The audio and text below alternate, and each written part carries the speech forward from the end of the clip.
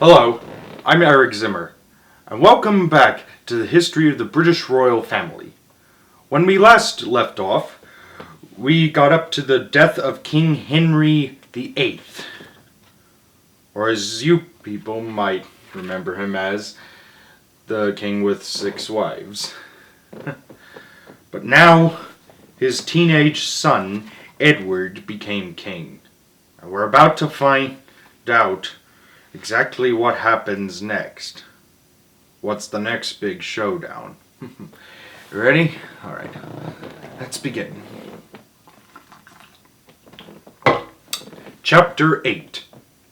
The Tudors. Part 3. Turmoil, Terror, and Fatal Illness. The new king, Edward VI, was a boy of 9. His heirs were his half-sisters, Mary, daughter of Catherine of Aragon, who was 31, and Elizabeth, who was 13, daughter of Anne Boleyn.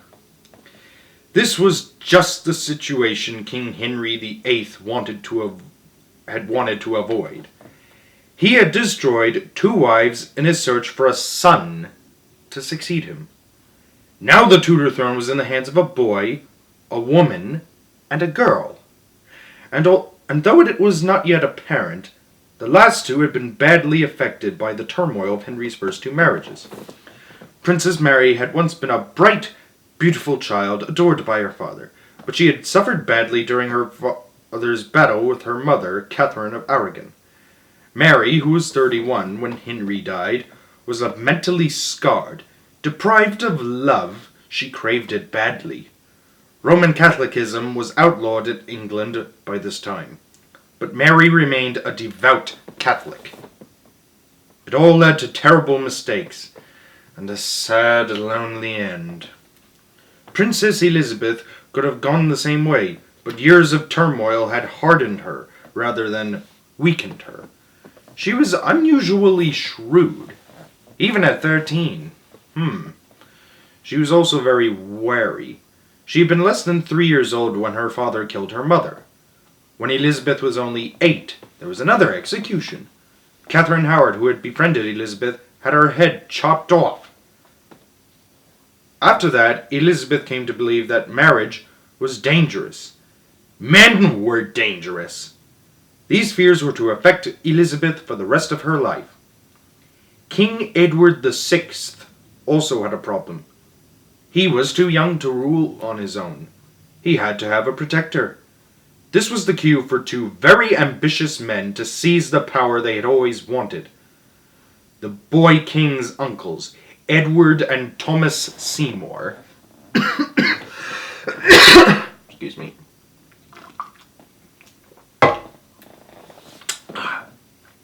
Edward Seymour was a fast mover. 2 days after the death of King Henry VIII, he filled the royal council with his cronies. Then, with their help, he himself proclaimed the boy king's protector. Next, Seymour gave himself a grand title, Duke of Somerset. Meanwhile, Seymour's younger brother Thomas was plotting his own way to power. He planned to get it by the back door. If he could marry into the royal family, he would gain riches and a say in government. There were 3 ways Thomas Seymour could ally himself to the royal family. He could marry Princess Mary, or Princess Elizabeth, or Henry VIII's widow, Catherine Parr. Mary and Elizabeth turned him down flat.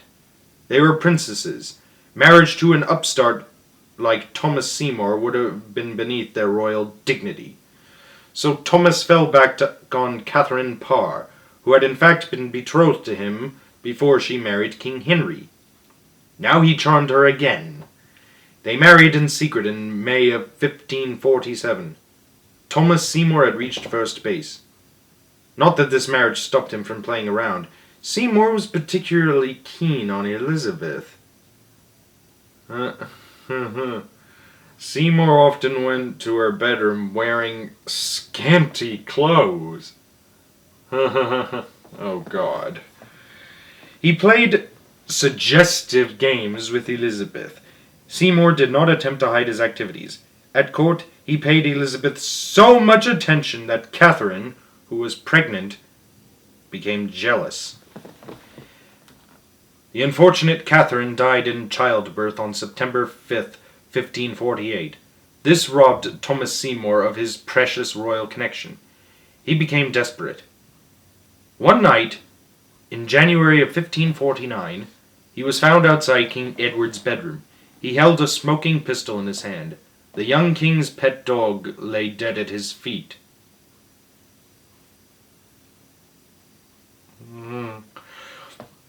The only explanation offered was that Thomas had meant to kill the king. Protector Edward Seymour had never trusted his scheming brother. This was a chance to get rid of him. Thomas was accused of treason, and, on his brother's orders, was executed on March 20th, 1549.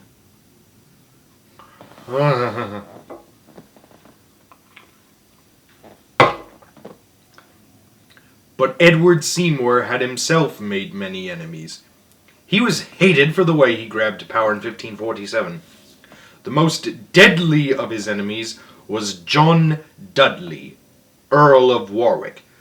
Dudley was a cool customer. He was cunning, clever, and much more ruthless than Edward Seymour. He had been planning the Protector's downfall for some time. On October 6th, 1549, he struck. Dudley arrived with a small armed force at Hampton Court Palace near the River Thames. King Edward and Seymour were there at the time. The Protector hustled the boy king onto a barge and ordered the bargeman to row downriver for Windsor.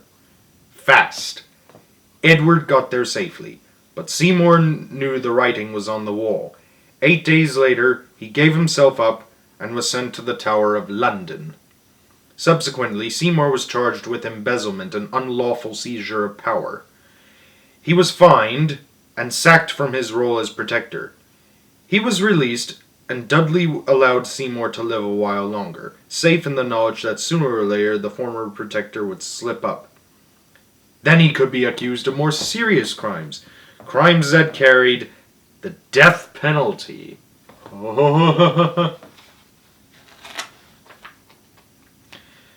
Seymour gave Dudley the chance he wanted in 1552, 3 years later.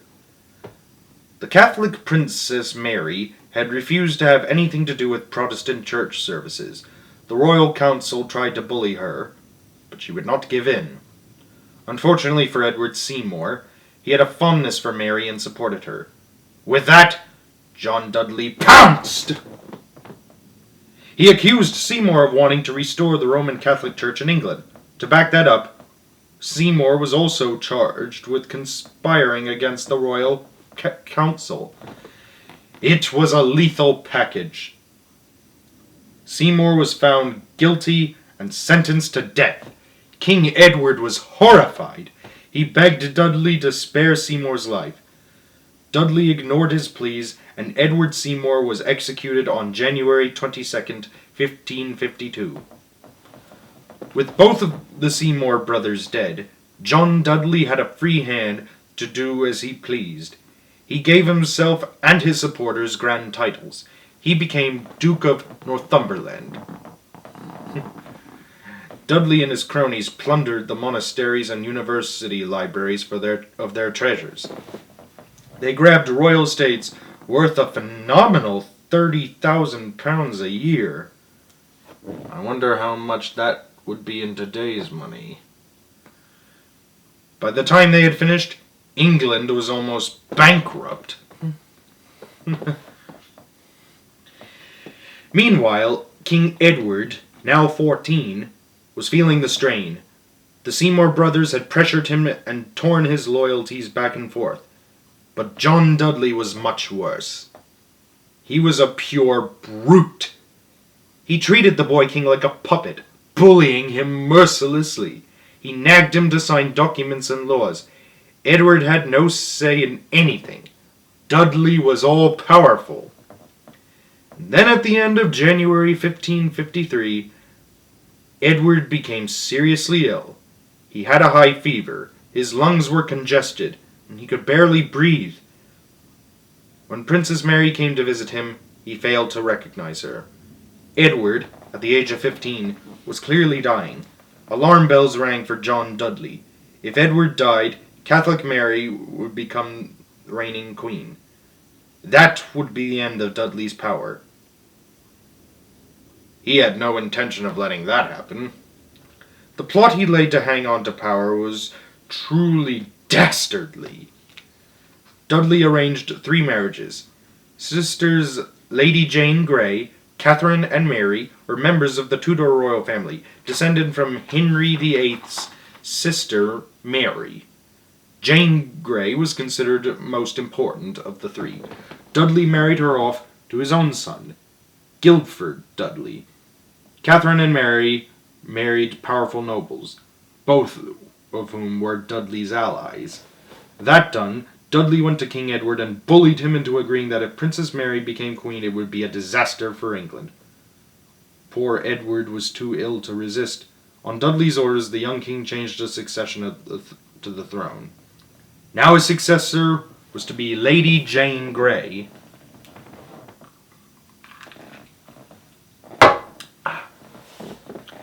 But Dudley had not finished with Edward. The boy was now a ghastly figure. He looked like a skeleton. His lungs had been eroded by tuberculosis. There were running sores all over his body. Dudley decided that he had to be kept alive. He called in a quack doctor who dosed Edward with arsenic. This drastic treatment revived the boy for a time. It was just long enough, Dudley thought, to trap Mary and Elizabeth. He invited both to Greenwich in London to see their dying half-brother. Elizabeth immediately suspected a trap and refused to come. She guessed correctly that Dudley meant to imprison her and Mary. Mary was not quite so astute. She set out for London, but when she reached Huddleston, 25 miles or 40 kilometers from the capital, she received a warning that Dudley was up to no good. Mary fled to Kenninghall, her house in Norfolk. It was a much safer 85 miles or 136 kilometers from London. The escape of Elizabeth and Mary foiled Dudley's plan, but there was nothing he could do about it. Late in the evening of July 6th, 1553, Edward VI died. At the end he had been too weak to speak, or even cough. John Dudley was in a fix. In Norfolk, nobles rushed to support Princess Mary, escorted by their armies. Soon Mary's forces outnumbered 30,000 men. On July 9th, Dudley and Lady Jane Grey declared queen, but Mary's support kept growing. Mary was now safeguarded in the fortress of Framlingham. Dudley set out from London to capture her. With Dudley gone, his supporters became so frightened they shut themselves up in the Tower of London. Lady Jane Grey and her husband were among them. On his march to Framlingham, things went from bad to worse for Dudley. His troops started to desert him. He heard that Londoners had declared their support for Mary. He himself was branded as a rebel and realized his plan was hopeless. Overnight his power had vanished. Dudley became hysterical. He tossed his cap into the air and shouted, "Long live Queen Mary!" Tears ran down his cheeks as he said it. Against the odds, Mary was queen. The first reigning queen England had known.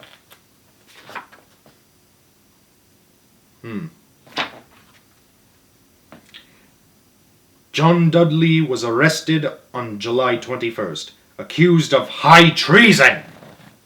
Guarded by 4,000 soldiers, he was taken back to London. The people of England had come to hate Dudley. All the way, people lined his route to the capital. They jeered at him. They cursed him. They threw stones, shook their fists, shouted insults. And when he reached London, he was imprisoned in the Tower. Meanwhile, on August 3rd, 1553, Queen Mary entered London. It was a triumph all the way. Huge crowds gathered to cheer her. Some were so happy they wept. The noise was deafening. No monarch of England had ever received such a greeting.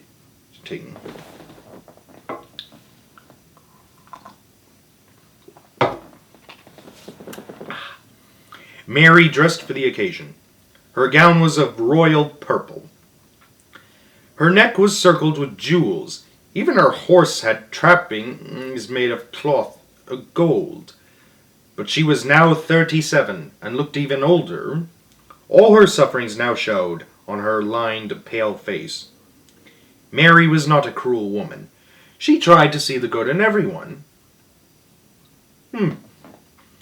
She was remarkably forgiving, but she could not forget what she had endured during the reigns of her father and brother.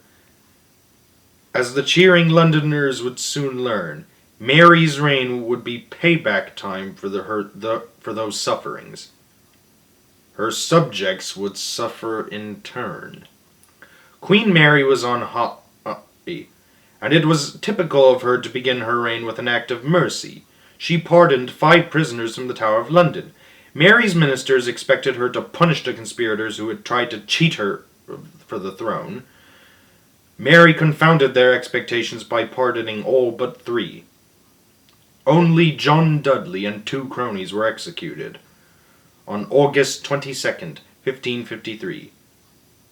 But what to do with Lady Jane Grey, who had been queen for only 9 days? What about her husband, Guilford Dudley? People expected they too would soon lose their heads. But Mary would not execute them, though they did remain imprisoned in the Tower. Mary's primary aim was to restore England to the Roman Catholic Church. Unfortunately, she did not understand that her subjects were solidly Protestant. They wanted nothing to do with Catholics, or with the Pope.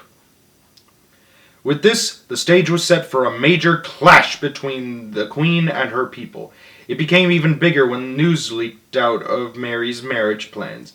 Mary had chosen Philip, the son of King Charles of Spain, a Catholic, and a foreigner. Mary was not as free to choose her own husband as she thought. Reaction against the Spanish marriage, as it was called, was violent. Parliament was against it. Mary's ministers were opposed. Protestant bishops of the English Church disapproved. Most of all, the people were against it. But foolishly, Queen Mary ignored them all. On October 29th, 1553, she announced that she was betrothed to Philip.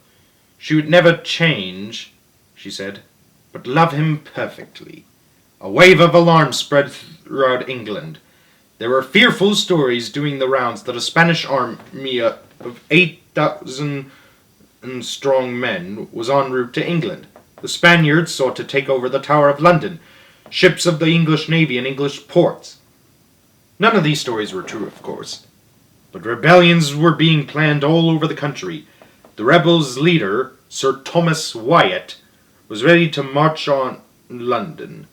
Once there, Wyatt planned to use his military might to force Queen Mary to put a stop to the Spanish marriage. Wyatt and his followers set out for the capital on January 25th, 1554. There was panic in London. Watchers were posted at every gate into the city. Mary ordered the bridges over the River Thames destroyed. Soldiers guarded the streets. Lawyers, priests, and tradesmen wore shirts of mail beneath their robes for protection. About the only one who did not panic was Queen Mary herself. She refused to leave London. She told Londoners, "Good subjects, pluck up your hearts, and like true men stand fast against our enemies and yours, and fear them not. For I assure you, I fear them nothing at all." That cheered up Londoners for a while, but panic soon returned. The bridges had been destroyed as Mary had ordered. But on the night of February 6th, Thomas Wyatt swam across the icy River Thames. He found a boat and used it as a floating platform to repair one of the bridges. That done, some 7,000 rebels marched across and on to London once again. On February 17th, they reached the gates of the city. There waiting for them stood 10,000 soldiers, 1,500 cavalry, and row upon row of heavy cannon. As the rebels advanced, the lines of soldiers parted. Wyatt rushed through with his vanguard of about 400 men. But it was a trap. The soldiers closed in behind him. Now Wyatt had to fight it out in the streets of London with only a small force to help him. At first he met no resistance, but when he reached Charing Cross, he came up against a force of the Queen's Guards. But they did not fight. They ran for safety to the nearby palace of Whitehall. Wyatt and his force followed. They peppered the windows of the palace with arrows. Queen Mary inside heard the noise. One of her senior commanders, Edward Courtenay, was quivering with fear. "Well then, fall to prayer," the Queen told him scornfully, "and I warrant you, we shall hear better news anon." Better news soon arrived. A troop of Mary's cavalry attacked Wyatt and his followers. Before long, Wyatt's men were cut down. The streets were stained with their blood. Ugh. At last, with only a handful of men left standing, Thomas Wyatt surrendered. Despite her bravery, Mary had been badly shaken by Wyatt's rebellion. She realized that she could no longer afford to be merciful. There would be no pardon for the rebels this time. Nearly 200 were condemned to death. 46 were hanged in London in a single day. Lady Jane Grey and Guilford Dudley were executed soon thereafter.